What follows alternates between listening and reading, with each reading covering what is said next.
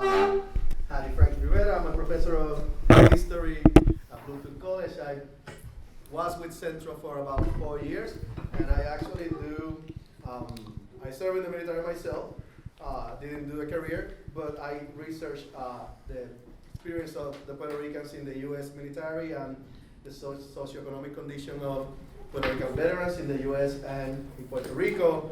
And it is really, well, I'll tell you an anecdote. My first staff meeting at Centro, we're looking at these maps. They find Puerto Ricans in what I call the partial state. They're kind of square in the middle of nowhere and in the south. And they have been trying to figure out for a long time, why do we have these concentrations of Puerto Ricans in these areas? And I say, I bet that they're living around military bases and that they're veterans, service members, and their families. Edwin, you know how he is. He's like, that's brilliant. Can you prove it? I'm like, I'm a historian. I don't do this kind of work. I'll give you an assistant and I'll train you. I'm like, okay. So we started researching this. The thesis proved to be correct.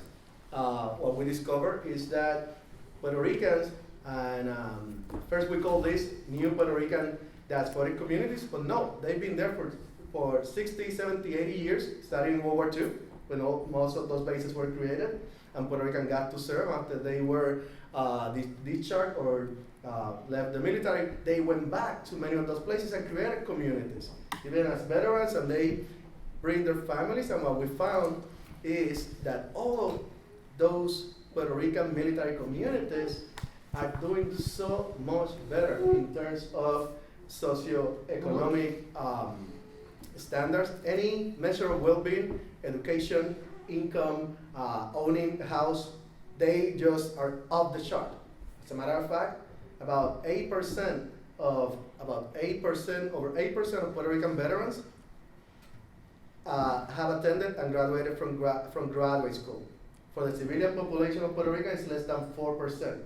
So the military has not only dispersed the diaspora across the United States to places in which we were not that aware, right? They were not lost. They knew they were there. We didn't know they were there, and they're doing incredibly well.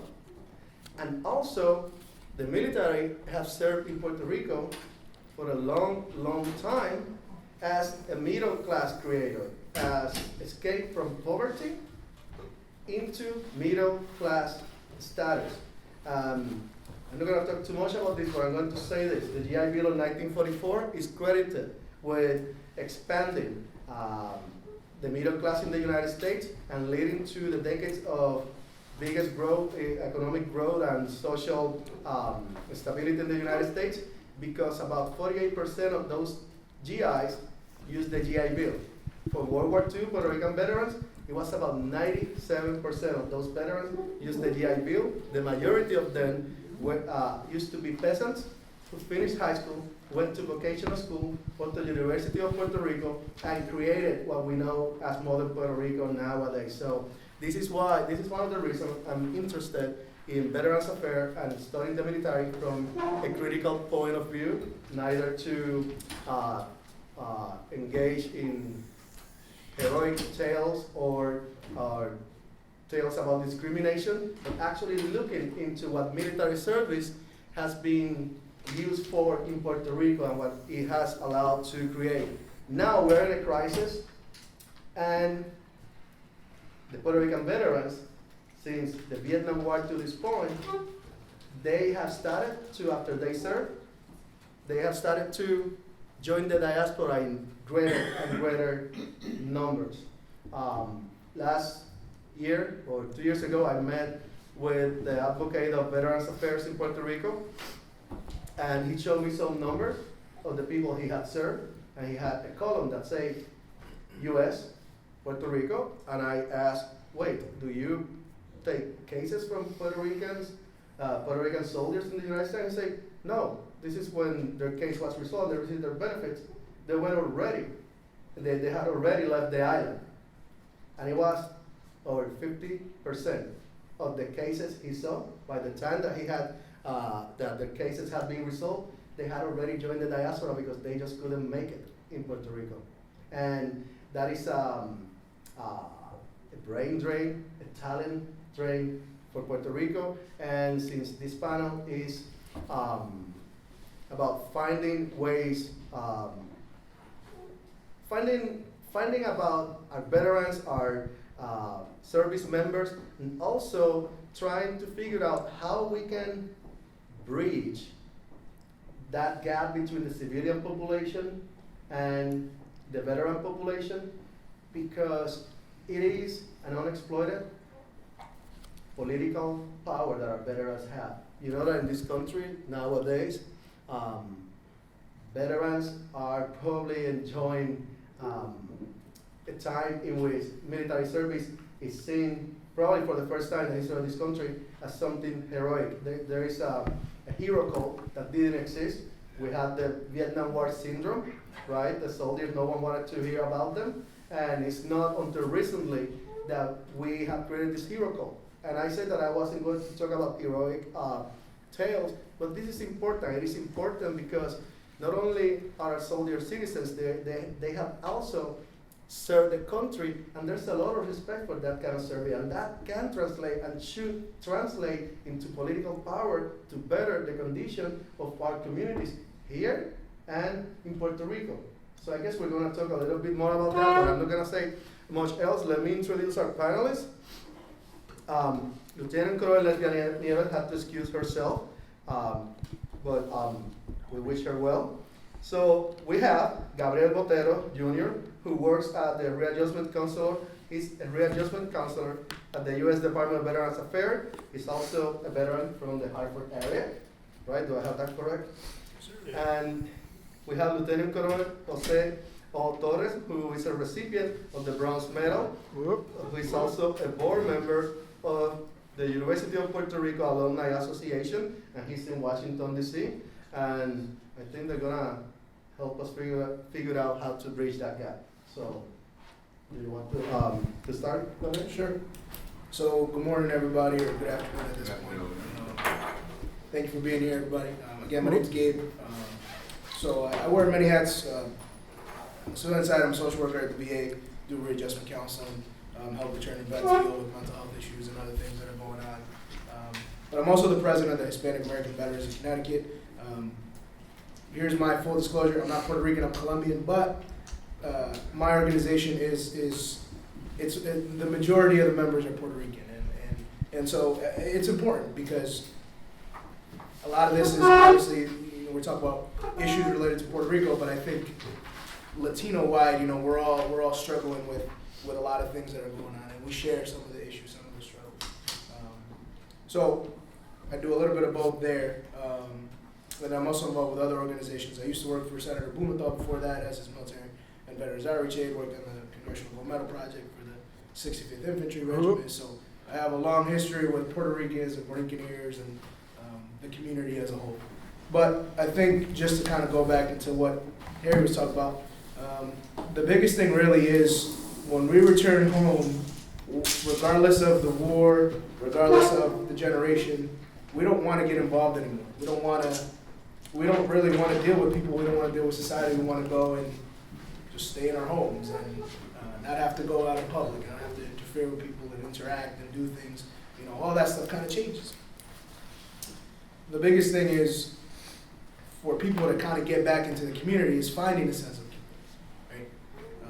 The vet centers do a good job of that in terms of giving a person, a veteran, a kind of a reason, a mission to go back out and say, okay, I got a mission to do, and my mission is, go talk to this counselor about what's going on. But a lot of the nonprofit organizations, veteran organizations like HAVIC, the Hispanic American Veterans Organization, what we try to do is kind of link the veteran with the community itself and the civilians.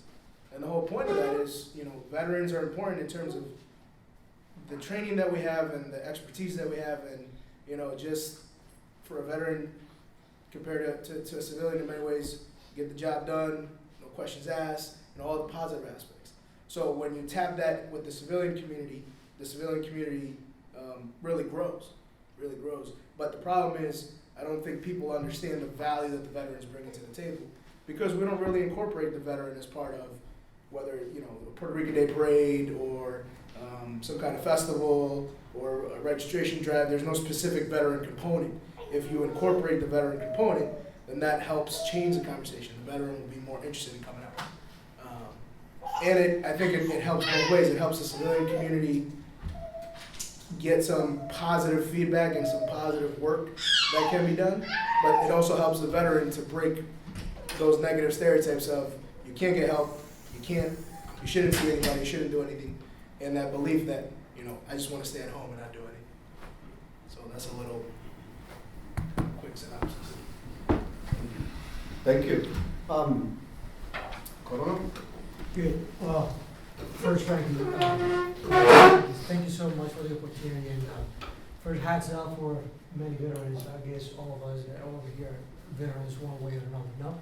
No. Or at least you know some veterans, right? You're related to somebody. My uncle, my grandpa. Have the opportunity to serve our nation one way or another. I just wanted to give you a little bit of my Army story. I was born in Puerto Rico. By the time I went through, public schools, my mom was a teacher. My dad was a public transportation driver. So, and we are 9 siblings at home. 4 sisters and 5 brothers. So, by the time my 2 older sisters started going to college, there was a bill to pay. There was a need to reach above and beyond. So when my time was to go to college, I went like, okay, I need to do something. It's either go to work and find money to pay for my college, or probably find me a job and start working without going to college. So I decided to join the National Guard, Puerto Rico Army National Guard. That was back in 1986. So after that, I joined college, or joined the National Guard, and they were paying for my college. So thanks to that, I was able to continue on through my college years, here and there, working here, working there, until back in 1992, I was able to graduate, and at the same time receive a commission, an officer commission from the University of Puerto Rico.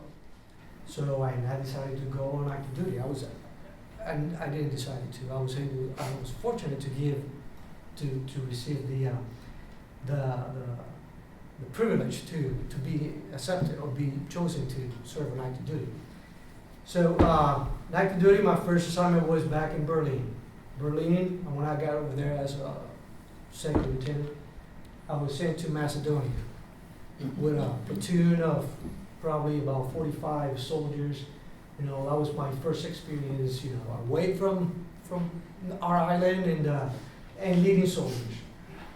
So little did I know, I didn't know I was going to be able to do it, but the Army had prepared me to be in that situation and lead soldiers in those situations. After that, came back, been around for almost 86. I just retired back in August. It's been 30 years since then. And I've been fortunate to be in places like, Macedonia, Bosnia, Korea, Iraq. I was in Germany and throughout the United States. And I just offer opportunities from leading 25 soldiers all the way to being a battalion commander, leading about over 300-400 soldiers throughout about 3 states in the recruiting command back in Louisiana. So, and I say that I did all that through an inspiration and counseling from my uncle.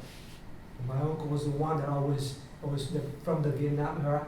He served about 3 years and then had to go back and take care of his parents. So, but I was always looking after him as a role model, and that's one of the things that we serve to our youth as well. Through my last assignment, it was in Washington D.C. I had the opportunity to be invited to play golf. I love playing golf. So this gentleman asked me to come play golf with us, but at the same time, he asked me, hey, since you're in the military, we are having this golf tournament from the University of Puerto Rico Alumni and Friends Abroad, UPRAA. This is the association of the alumni in Washington, D.C. that put it together to bring alumni and to see if we can bring them together, help with the integration of people, youth that come from Puerto Rico, and at the same time raise funds to bring back to the UPR as scholarships. So he asked me to help him out, bring Wonder Warriors to participate in the golf tournament. And I saw that as a great opportunity to bring these heroes of our nation and get them integrated in the community. You know, we brought business partners, we have folks from everywhere. And when we started doing this, all these participants in the golf tournaments, all they wanted to do was to play with one of those Wonder Warriors, have them in our teams and such. So that's been happening for the last 3 or 4 years, and every year we keep opening doors for those. And I say that because we are keeping a great opportunity, and my opportunity was to join this organization as a veteran to offer additional opportunities, to bring and kind of link the veterans with the community, as well as an opportunity for myself to come and serve, get my skills that the Army gave me and trained me to do throughout the last 30 years, prepare me to lead soldiers in battle, and I said to myself, what a better opportunity to come and use my skills that I have to help our Wounded Warriors, our young veterans, and at the same time help our students in Puerto Rico. So since the inception, UPRAA has given over $160,000 in scholarships. And I think based on the situation that we find ourselves today back in Puerto Rico, especially the university, and I think that's probably something that is worth noting. And I just take pride in myself because I just took the baton of presidency of the organization, and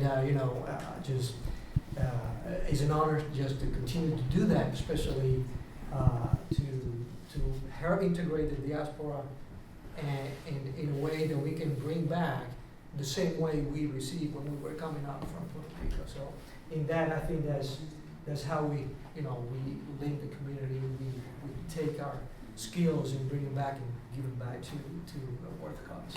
So with that. Thank you.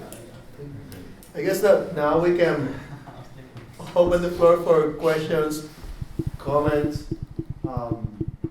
All are welcome, so we can engage in a conversation here. Okay, Gabe, I like what you said, how you opened it up about when we came home too. And I believe me and brothers also. Do you introduce yourself? We did not. I'm sorry. Say who you are. I'm supposed to introduce myself? I gotta say who you are so we know. I'm me. We know who you are. We know who you are. Yeah. Ruben Pratt, Brooklyn, New York, United States Marine Corps. Hurrah.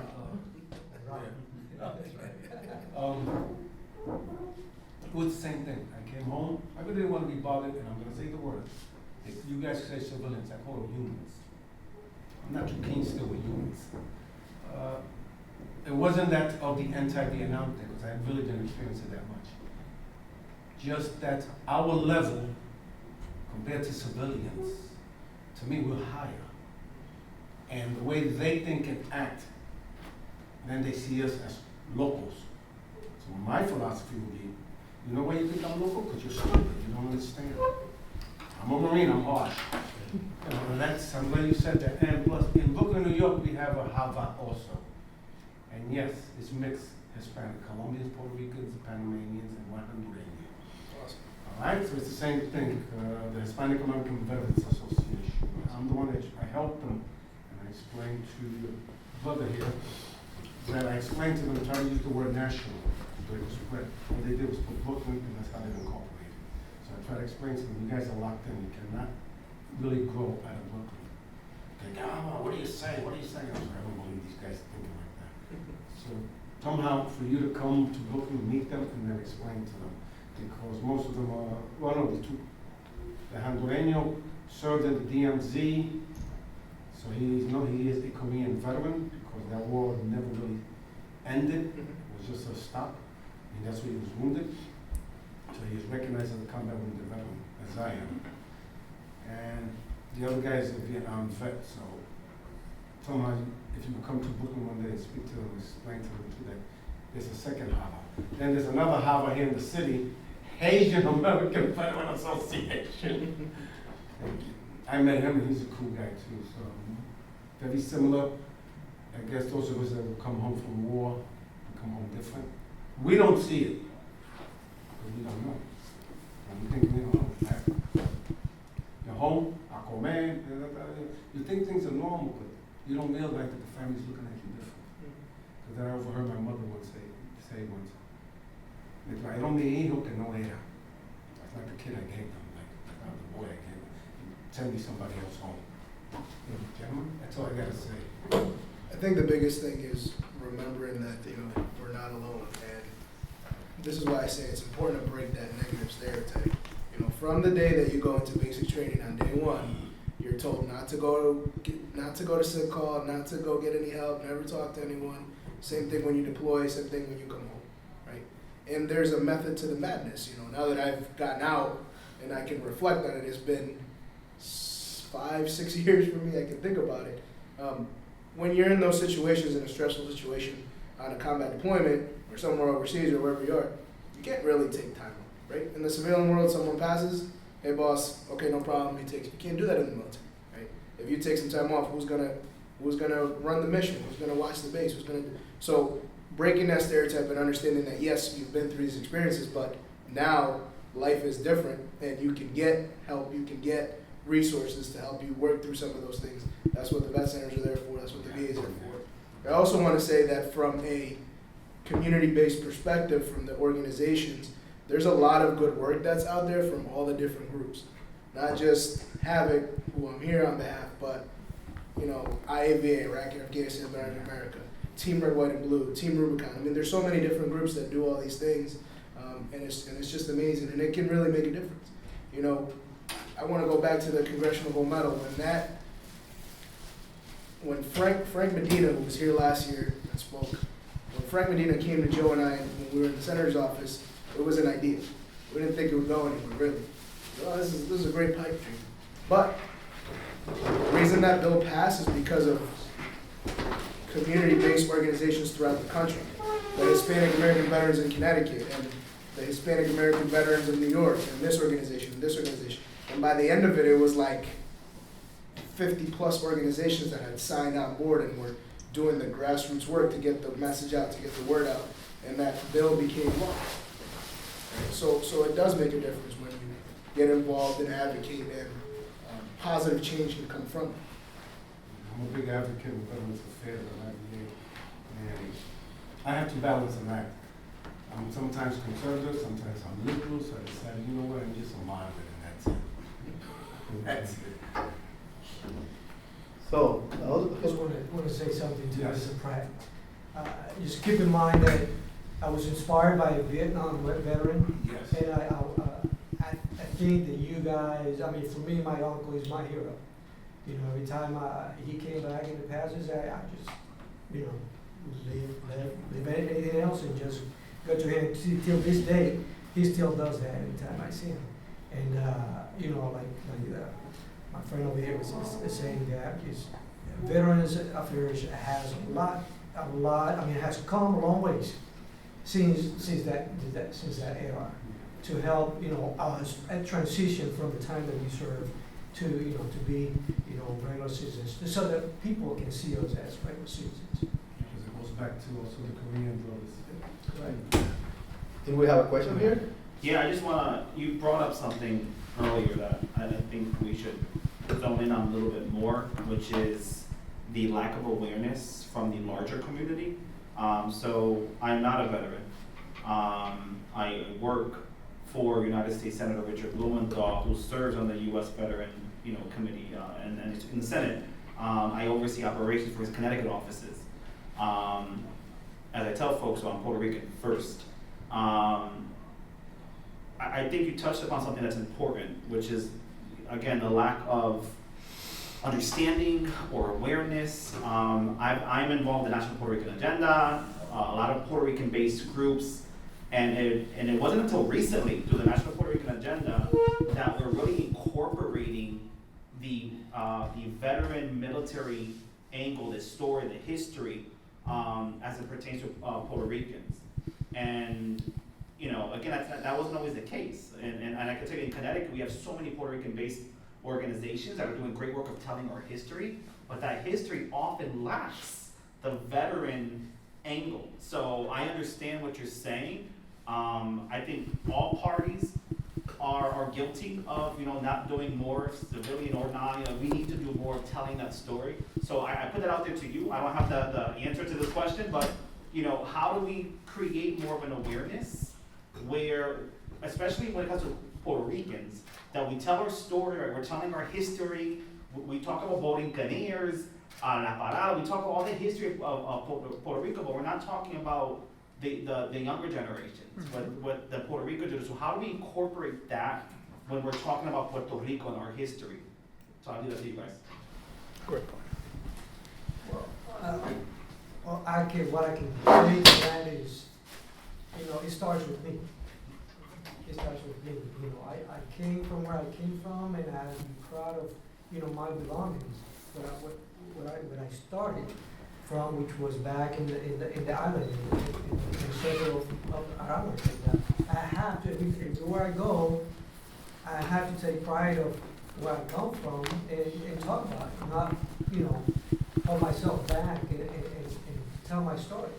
And, right now, like I said before, I have some skills that I received through my military service that I can take the initiative to help others through whatever means they are. One of the things I do is, you mentioned the National Puerto Rican Agenda. I found this organization that I could just, put that grain of salt and help. So that's how I take the answer to this question. And it starts with me. And as long as I keep pushing and pushing and pushing, I think we're gonna get somewhere soon. Okay. So if that's spoken like a true officer. You're taking the responsibility for doing it. Army of one. So, I appreciate that. I admire that. Yeah. So I guess what you're saying is like kind of replicating in the civilian world the hierarchy that we have in the military, because we know that our officers, our NCOs, they come, and even our enlistment, they come out with a set of skills and lots of tools at their disposal. And I guess you're kind of saying that maybe we should replicate that structure that we found in the military, replicated in civilian life, taking our officers to lead movement, our sergeants to be more involved, right? And I buy that, but how do we get that to happen from the individual? Because I know I met you, and I've been looking at the work that you do, the work that Gabe does.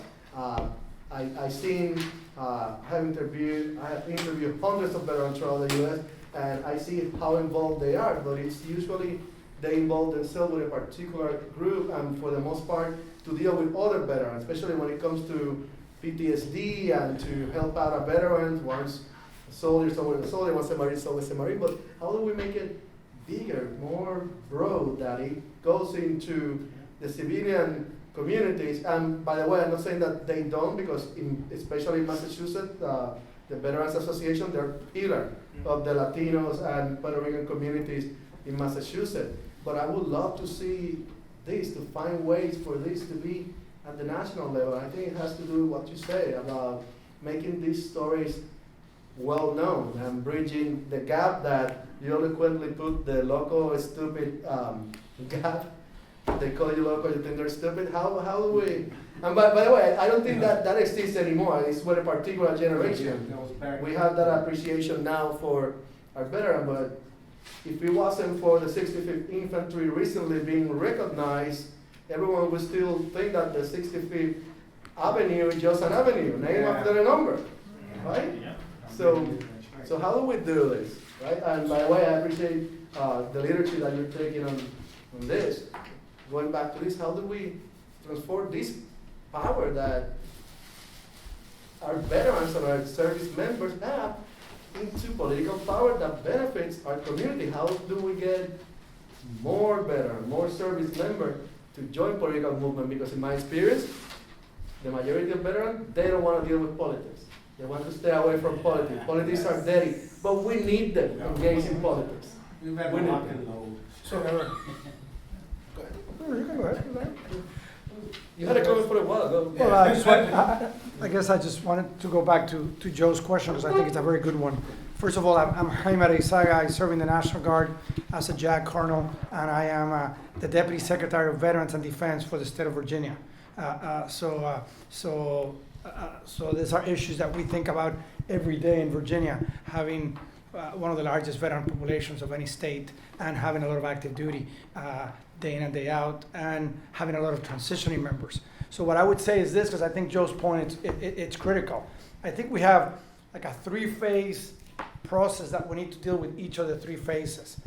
Phase number one are our retired veterans. And to those, I think in the Latino community, we tend to think that the retired veteran, it's a Vietnam and Korea war veteran. It's my dad who went to Korea, who's in Puerto Rico. It's the Marine Engineers, which were in Korea. It's the Marine that comes from Vietnam. Hey guys and lady, we have a beep load of veterans from Desert Storm and people that are coming out right now. And I think when we think of our veteran, which is critical, our veteran, I think we are missing the generational issue, which takes me to the second one. On that first one are all the services that we provide at the VA and the great work that VA does, and making sure that VA is sensitive to our women veterans and that VA is sensitive to our Hispanic veterans. Boom. On the second one, when I look at the generational, it's the key issue of getting them engaged. We have 800,000 veterans in Virginia. All my VSOs, all my veteran services organizations, when I add all of their memberships, lists, and contacts, they don't get to 400,000. That means I have half of my veterans that are just not engaged. And that's the job that the Governor McAuliffe, and my secretaries, I'm the Deputy Secretary, the Secretary is 4-star Admiral retired John Harvey, used to be Fleet Forces Commander. Harvey and I, the job is, Jaime, how can we get to those 400,000 that are not engaged, that are not active, and are not identifying? And it goes to your point, Doctor, on getting them involved. And then I think the third prong that we really need to analyze, being here at this great meeting of the diaspora and Puerto Ricanos and Hispanic veterans, is how do we identify and what role do we play throughout those lists? The ones that are from the island and are staying in the island, because we have plenty of veterans that are, like my dad, he's in the island. We have many that are in the reserves. We have some that are in active duty and are deployed right now. We have some that might have served for one tour from 18 to 22. And right now they're 27 years old and they're going to college with their post-GI Bill. Who knows, they might be in Oklahoma because of Fort Sill. They might be in Kansas because of Fort Riley. They might be in North Carolina because of Camp Pendleton. Camp Lejeune. Sorry, yeah, Lejeune. Pendleton is in California. Sorry, we have a Pendleton.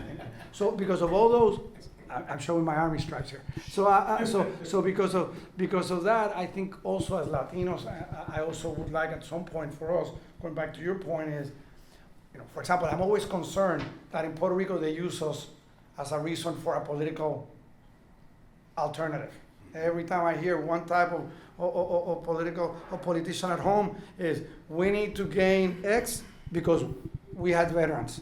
And I'm like, I didn't join the military for that. I joined the military for a variety of other reasons. So also we have to be very careful, because in Puerto Rico, we're used as the reason for the United States needs to do X or Y.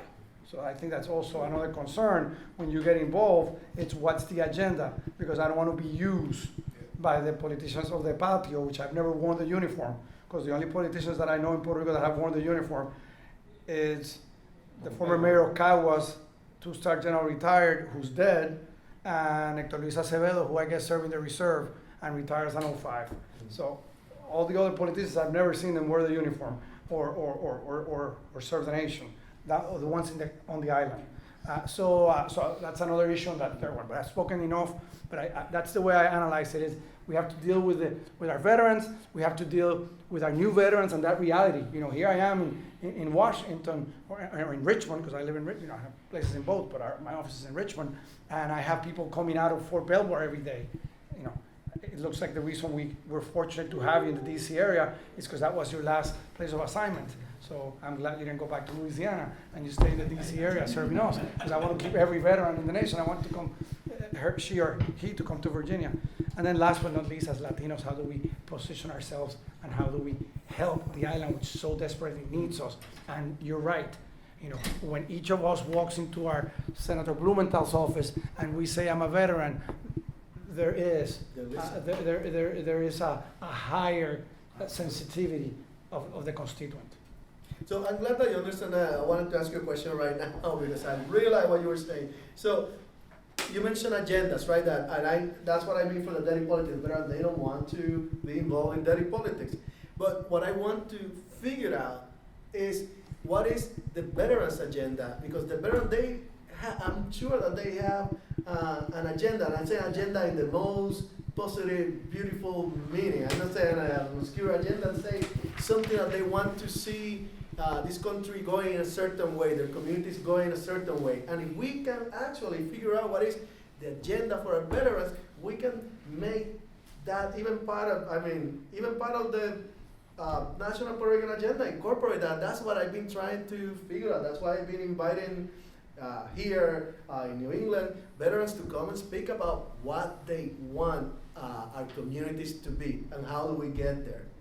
And it's timely because I'm also a member of the National Puerto Rican Agenda, and in the next 4 months or so, as you know, we're going to be implementing sort of policy issue based. So having this conversation now will help us as we take it back to Dr. Melendez and our fellow board members to push forward. So I just want to interject that. I'm going to transition to the basic subject which is brought up, how do we get veterans involved? And I want to start out, I was 20 years old when I was in Korea as a combat infantry sergeant. And one of the things that depressed me in battle was that if I was killed, no one would give a shit other than my mother and my sister. And fortunately, I survived. I came back to the States. I saw the John Wayne films. I was waiting for the parade and all of that down Fifth Avenue. It never came. So I was depressed for quite a while as a veteran. People would ask me, Frank, where you been? Korea, they didn't know where that was. Fortunately, and getting back to the mention of the GI Bill, I had ambition. I went to college under the GI Bill, and I involved myself, graduated as a mechanical engineer. But I was always tormented by that, and I want to make a slight diversion because a lot of people don't realize there was a Colombian combat battalion in Korea. You mentioned your background as a Colombian. And then I'm retired now, and when I came back, and I deal with a lot of veterans, and basically what my experiences showed me, there were two aspects of my life. One was the Army. The Army exposed me that I was at the bottom of the economic shit pile. And secondly, I learned to be a man, I learned to take responsibility, and I meet the challenges.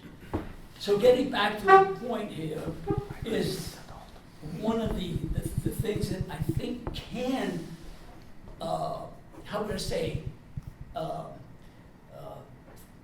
make veterans a little more receptive to all the problems we have as Puerto Ricanos and what have you, is that the veteran has to get involved in the community. As a Puerto Ricano, we have challenges, let alone forget about being a veteran, but what we learn in the Army and what the veteran learns in the Army, once he gets past that depressive situation, I gave my life, they were shooting at my ass, I come home and who cares? Is to get involved in the community, not particularly as a veteran in a veteran activity, but as a Puerto Rican in your community, we have so much to fight for. And now with the financial situation in Puerto Rico. So what I'm saying is there's gotta be a psychological displacement, and it's very easy to, speculate on it. And most veterans, like most Americans today, are not particularly motivated about community service. How many Puerto Ricanos get really hyper over what's happening in the Puerto Rican community and the financial aspect? So to end it in a very verbose sort of way, is to get the Puerto Ricano or the veteran to understand he's a member of the community, what he learned in the Army gives him a distinct advantage over civilians because he knows what life and death is. And in my case, thanks to the Army and the education I got in the Army, you learn that there are things that you have to get involved. And you're very good prepared as a veteran. Once you get over this, gee, I was a hero, I came home, and now no one gives a damn. And use your energy to get involved. And then through that, like myself, I get involved in the campaign for Moderator and all of that. And I found that with my circle of friends has been somewhat effective. Great. Where are you at, sir? Do you live here in New York, sir? Yeah, I grew up in the barrio in the Bronx, but I live down in Hackensack. I'm a painter. If you want to move to Virginia. Huh? But I lived in Washington. Be careful, I don't want to get in trouble with Joe here. So I wanted to say, and thank you for that. I think those are great points. That's spot on. I mean, the biggest thing is, I think for veterans, especially those coming out, right? It is a generational thing now. Because I even look at, we're the second busiest vet center in the country, and I would still say most of the vets that we see are Vietnam vets, because the younger vets are not, for whatever reason, they don't want to come in. And as a younger vet, when I first got out, I remember the first time I went to the VA and I saw a Korean War vet, and he, and I was like, he needs it a lot more than I do, and I walked away.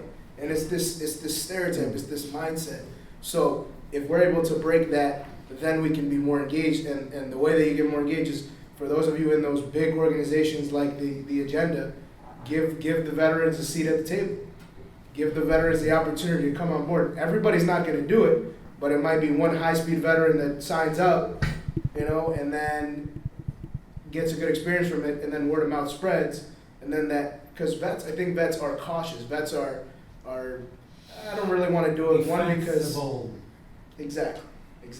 So what we see is when there's a positive experience, then it grows. I did a study abroad with UPRAA a couple of years ago, and we went to Vieques, and I thought that the professors wanted me to talk about my military experience, and in doing so, the whole table turned on me, the local people, because of the history of what happened in Vieques, right? Now, I want to go back to your point about. You say you were Army because they don't like the Navy, but they like the Army. They didn't like me. I said I was Army. I never identified as Navy. Or was it because you were Colombian? Maybe it's that could be it. But going back to, it starts with you. It does start with you. At that point, I could have said, forget everybody, walked out and be done with it, and never want to see people again and get angry and whatever. Or I could sit there and say, listen, let's work things out. Let's talk about what's happened in the past, and let's talk about what's happened today, right? And in those conversations, I don't want to say winning the hearts and minds, but it is kind of winning the hearts and minds, because you give them a different perspective. They have a perspective of trauma, of bad things that have happened, and there's that lack of trust. But I sit there and I tell you, look, this is the stuff that we did in my generation, in our conflict with Puerto Ricans. I talked about the Puerto Rican thing. I talked about so many things, and it changed the conversation. Now they look at it like, okay, yes, bad thing happened in the past, but now there's it's changed. There's good people out there, right? And that's something that we as veterans can do, and changing the conversation every day, right? How many times do we sit, Memorial Day's coming up? For every vet that I know, you're gonna get Happy Veterans Day on Memorial Day. Yeah. And most vets get really upset. Because I'm not dead. Thank you. Most vets get really upset. But the thing is, we have to learn ourselves too. Do I then go off on that civilian, whoever it was, who was trying to be nice and really didn't understand the holiday? If I do that, then they're gonna say, okay, forget you, I never wanna talk to you again, right? Or do you educate them so they don't make the same mistake again? Right? So I think part of it is what we're doing, but also giving us a seat at the table. If you give us a seat at the table, we'll run with it. We saw that with the Borinqueneers bill. You know, it was a pipe dream. Okay, here it is. Who wants to be involved? And all these organizations just jumped on it, and it kind of snowballed and got really big, and then it became law. So it does work if you give the vet the opportunity. Yep, I wanted to bring you a kind of a story, not a story, I was involved in an initiative, if you will, that kind of brings a good point. I was in Baton Rouge, Louisiana, and this gentleman came and was talking to a conference that we had, this gentleman from Philadelphia. And he was telling us a story about a mom that her son had just joined the armed services, joined the military. And she went to the principal of the high school and asked if, by the time her son was going into to receive her diploma, to just announce that his next step was in the military. Just like they announced, the next step of Jose is going to the University of Puerto Rico or the University of here and there, Penn State or whatever. No, she wanted her son to be recognized that he was going in the military. So she was told no, that we couldn't do that. We do ceremonies for them Okay. at the high schools. Where was this? It was in Philadelphia. So this lady was, distraught. So she went to a friend of mine, Dr. Ken Harmon, and he said, we're going to do something. Instead of having the graduation and being recognized in there, we're going to do a special recognition for these kids. And he called up our community salutes. He, a private military, he said, we're going to do something for them. So he started, gathering volunteers in the community, and he put a gala together where all the kids that just joined the military, they were going to come, they were going to go around the stage, they were going to read a certificate, there was going to be a general officer present that certificate, and the community, and their parents were going to be there as well. Okay, so the moment I heard that, I said, wow, what an impact to a community.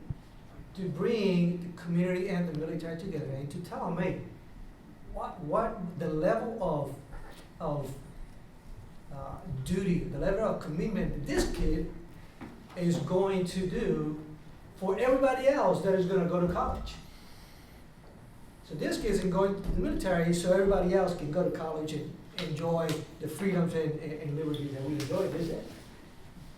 So we were able to do about 5 different ceremonies in those 3 states that I was working with.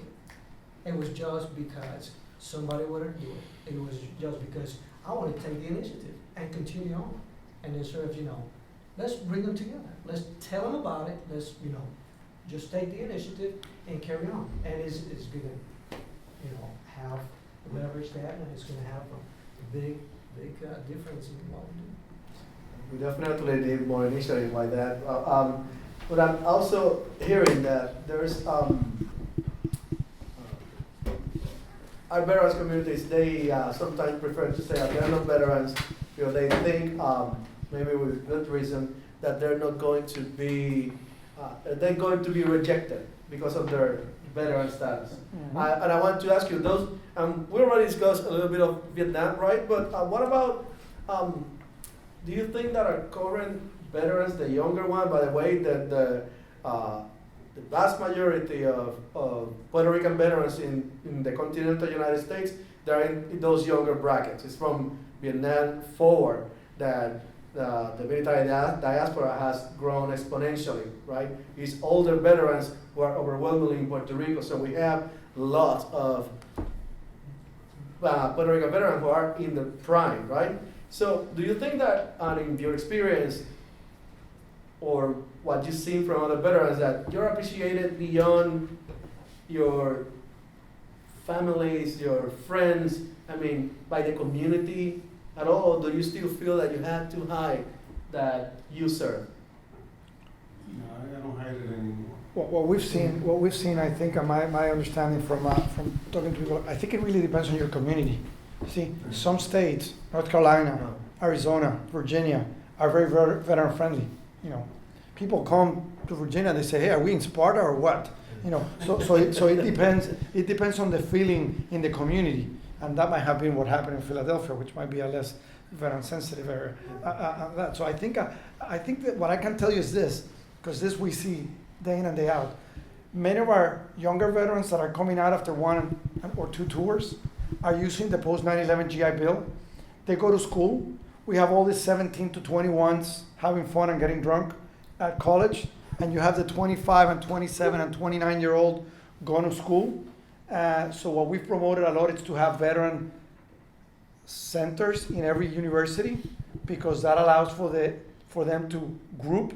Because the moment you say you're a veteran, you might either be rejected or everyone wants to know whether you killed someone.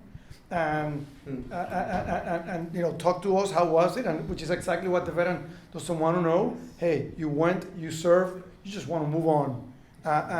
So we're seeing a lot of issues, and obviously you deal with this every day. I want to piggyback on that. Go for it.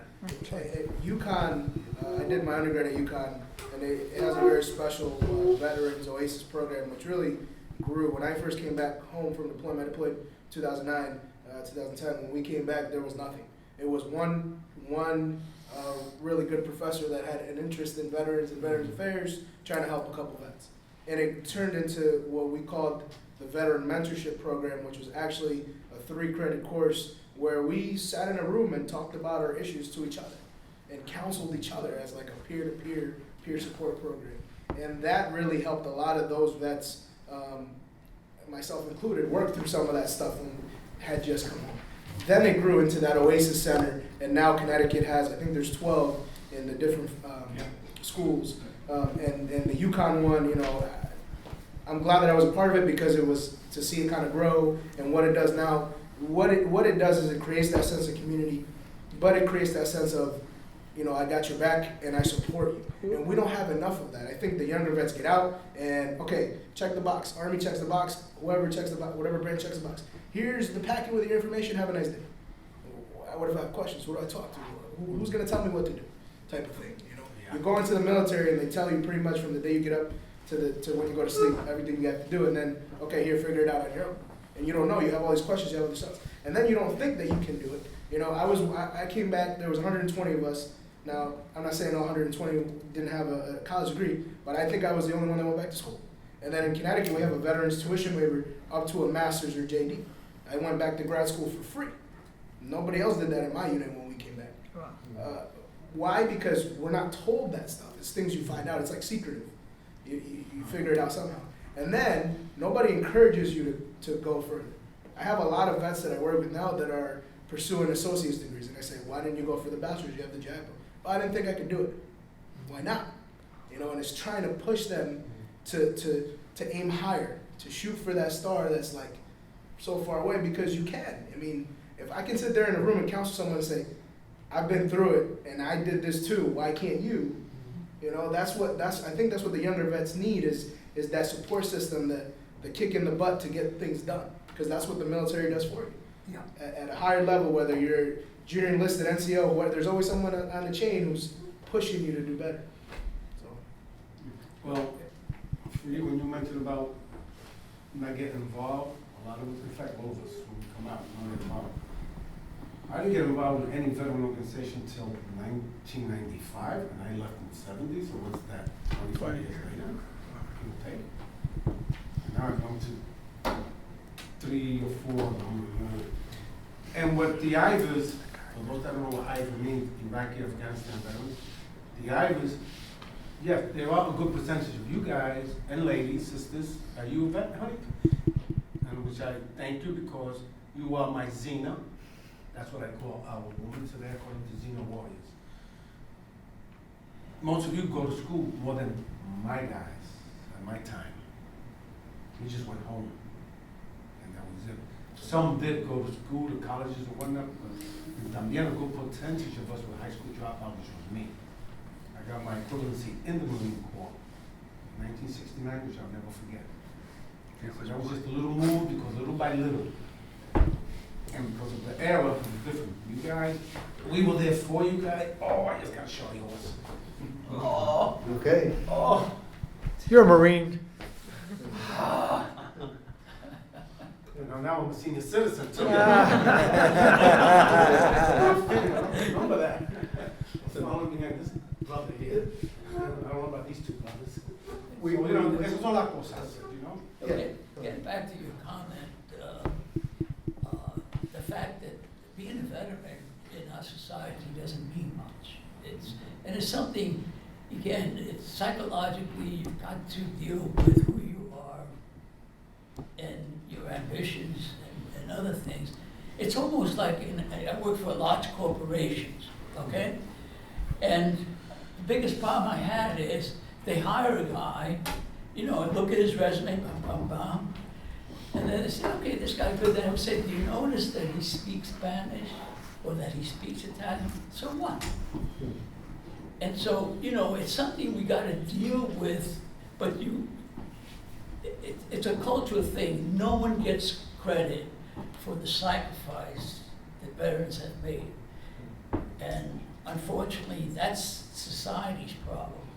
The veteran's problem is that he's got to be proud of it, and he's got to bring it to the forefront as leadership in the community or where he works. I never hesitated telling my fellow engineers, do you know what a combat infantry badge is? You're looking for, you know, something in the sky. It's that's the guy that goes out and busts his ass, gets shot at, and then they give him that. So, you know, the point is that the cultural aspects of our society, you kind of fool yourself that you think because you're a veteran, you're going to get a special recognition. The recognition comes in your heart, your pride, and the leadership qualities, which again, to me was very important, was the Army. Thank you. I'm gonna just say something to that, because this is very important. We come from very humble beginnings. And we go, we serve, and doesn't matter what we do, we can get all the medals we can get. You know, that doesn't mean too much. And, you know, I just retired in August, and all I wanted to do was to just go home, not let anybody, and my wife was the one that came on, like, hold on a second, you served for 30 years. We need to do a big party. We need to participate in this ceremony that the Army does for you.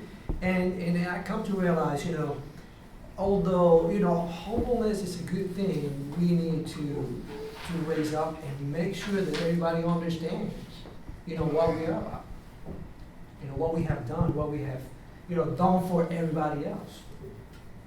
And, you know, hats off to those guys that came before us, like Korea, Vietnam veterans. We kind of put everybody down, you know, and just kept it quiet. You know, we can't do that anymore. Every opportunity that we have to speak out, we have to take advantage and leverage it. I just wanted to say that Puerto Ricans are a very proud people, and there's no reason why, from all aspects, from a national agency to a local agency, that if you provide a veteran component, an opportunity for a vet, that you can't still be Puerto Rican pride and veteran pride together. And that's a way to do it. Oh, okay, you're gonna have to buy my book when it comes out. One comment, and then we're gonna do a recap. Yeah, finally. You have a comment? I haven't heard from the boss here either. Go ahead with your program. No. Please go ahead with your comment, and then we do a recap so I can. I just, an observation, in Vietnam, 65. Who? Yeah, I'm that old. 71. Oh,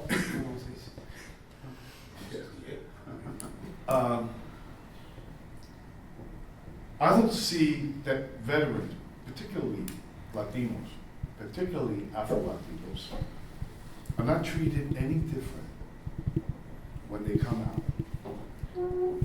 than any other member of the community, unless you continue to wear, you know, your jumpsuits. You know, many of us come back and they just can't take off their jumbo boots. You know, it takes them weeks before they come out. I don't know what that's about. I guess I do, but you know, that's a whole other problem. The other thing is that I tend to separate a veteran from the veteran system institution, because there is a major institution. That institution is being manipulated by whatever the agenda of this country is. And, I mean, I sit here and I hear, you know, that we have to forget the past. So I suggest we stop celebrating the 4th of July. I mean, how far in the past is that? We don't have to forget who we are and what we're about to be equal and to be respected. Bottom line.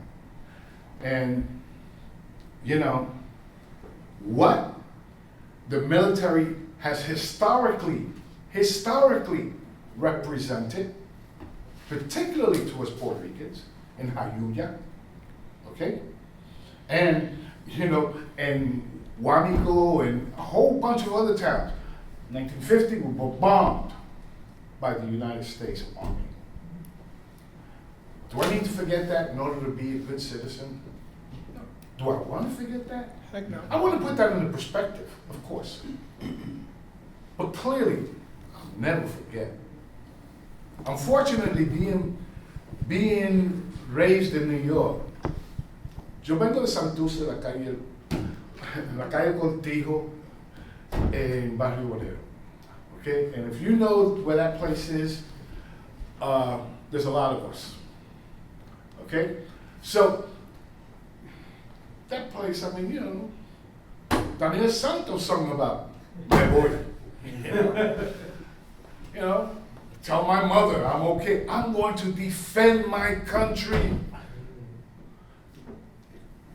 Contra Puerto Rico va a defenderse. Y la infantería 65, ¿dónde está? So, you know, there's a lot of conflicts about that. So when you talk about, do veterans want to volunteer? What are they volunteering for? What do they want to come together for? To represent what? And that is not laid out here. That's debajo la mesa. We got to put that out. As a veteran organization, what do you represent? Are you willing to take a position on status of Puerto Rico? Ah, eso es política. No, eso no tiene nada que ver conmigo. Sorry. So long as you sit there and you say you're Puerto Rican, you better say what kind of Puerto Rican you want to be.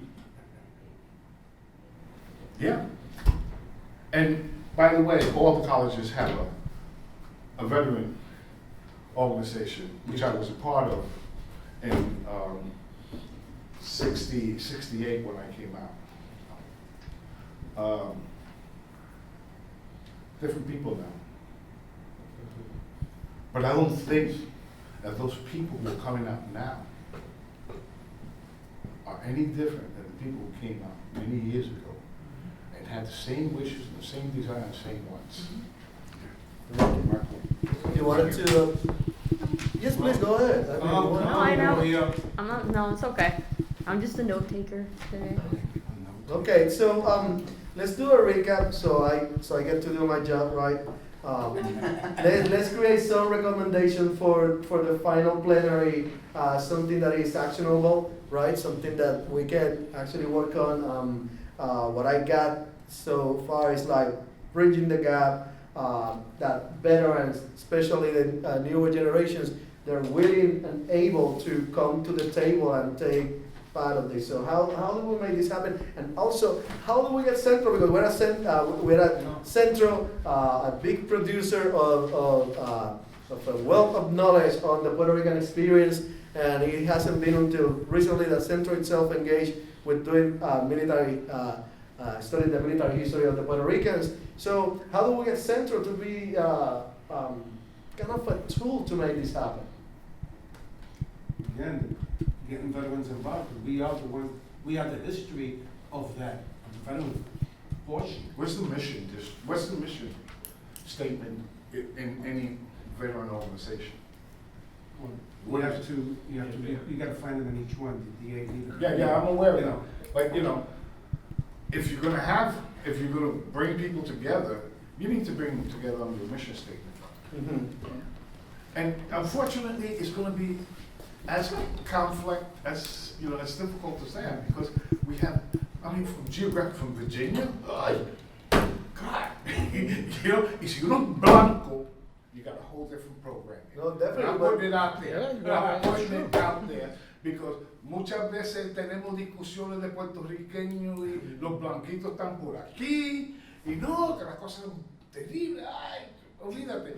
Y nosotros los negros, Yeah, no, but I do get that. I do get that there are class and political divisions and whatnot, but the military experience provide a unifying experience, and at the end of the day, former military service member and veterans, they have a lot in common. That's what we need to figure out. What is the wait a minute, my common brother. points? Have you had the Ku Klux Klan on your ass when you were in the military? In the military, members of the military. No. Okay, that's what I'm talking about. Okay. You No, know- but I mentioned it. This is what I'm trying to get. How do we get today, 2017 here in New York? How do we get to figure out what the veterans' agenda in present day is, so we can actually start bridging that gap? I'll say. You basically have to make a division. The life in the US is the compartmental status of organizations.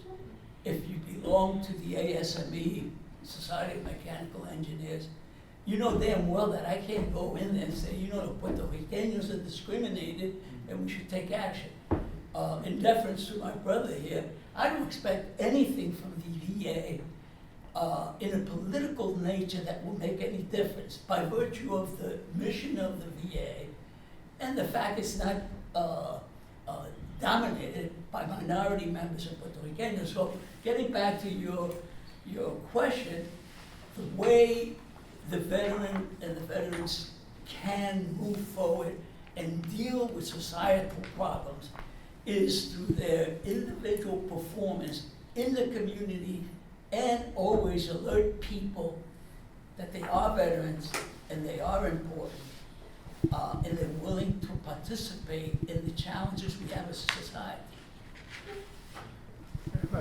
From my side, basically listening, I think those are more from a philosophical and a mission statement as was indicated over there. I think from the day to day, I think you should tell the Centro that we're glad that the Centro is looking at this segment of Puerto Rican society and of the Puerto Rican experience, because it's a critical one for so many of us, number one. Number two, I think you should say that there's interest, because there's interest, and I think it's not, as you can see from our group, it's neither a unique an equal experience for everybody, neither is it a single issue perspective, a single perspective community.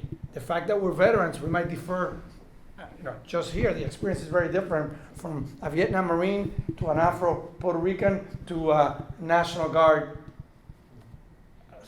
officer. So you and from recent and the past. So I think what I would say is to try to, what I would commend the Centro, or what I would invite the Centro to do, is to do deeper analysis on the diversity of the community, because I think I think the interest of the New York Vietnam population, it's different from the North Carolina, Fort Bragg, Camp Lejeune population, which are coming out now, you have a class, a financial, and a time difference and experience. So I would say that.